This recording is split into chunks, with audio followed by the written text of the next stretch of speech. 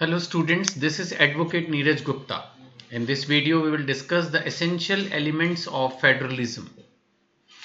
आपके दिमाग में अगर पहले से पढ़ते हुए आ रहे हो तो तुरंत ये बात आएगी, सर ये क्वेश्चन तो आप करा चुके हो। बिल्कुल करा ही चुका हूँ, कुछ भी नया नहीं है। बट क्योंकि मैं इस वक्त सिलेबस के अलावा जो एग्जाम में क्वेश्चन आते हैं उनको कवर करने की कोशिश कर रहा हूँ। ज़्यादातर तो पहले से ही हमने कवर्ड है, बट फिर भी मैंने ले लिया कि इस तरह से अलग से क्वेश्चन आया हुआ है एग्जाम में। फेडरलिज्म मैंने आपको बताया था, यहां पर पावर डिवाइडेड होती है बिटवीन सेंटर एंड स्टेट, जैसा कि इंडिया में है।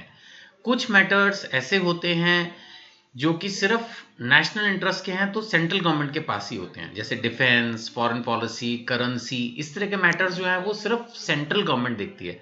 और लॉ एंड ऑर्डर, एजुकेशन, जो लोकल टाइप कंसेप्ट कह सकते हो या लोकल टाइप सब्जेक्ट है, उसको स्टेट गवर्नमेंट देखती है। तो इंडिया में क्या सिस्टम है, कॉन्करेंट लिस्ट है, जिसमें स्टेट गवर्नमेंट, सेंट्रल गवर्नमेंट दोनों लॉ बनाते हैं। अदरवाइज यूनियन लिस्ट, उस पर सिर्फ सेंट्रल गवर्नमेंट लॉ बनाती है, और स्टेट लिस्ट, उस पर सिर्फ स्टेट गवर्नमेंट लॉ बनाती है।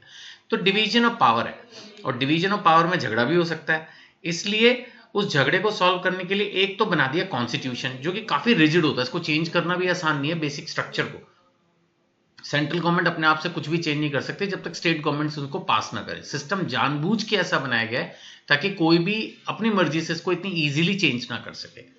तो एक तो दोनों पावर्स को डिवाइड करने के बाद कल को झगड़ा ना हो, इसके लिए दोनों एक ही किताब पढ़ते हैं। एक सुप्रीम बुक बना दी गई, that is constitution, the supreme law of the land.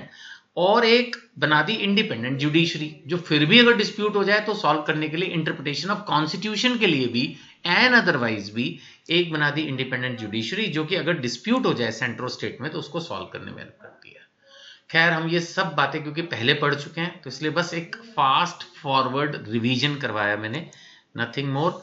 फिर भी अगर इस क्वेश्चन को पढ़ने के बाद कोई डाउट महसूस करो तो ये 2 नंबर्स आपको दे दिए गए हैं। यूट्यूब पर भी कमेंट पास कर सकते हो। अभी तक अगर किताब नहीं खरीदी तो किताब खरीदने के लिए भी कांटेक्ट कर सकते हो। क्वेश्चन इजी है लेकिन इंपॉर्टेंट है। Thank you.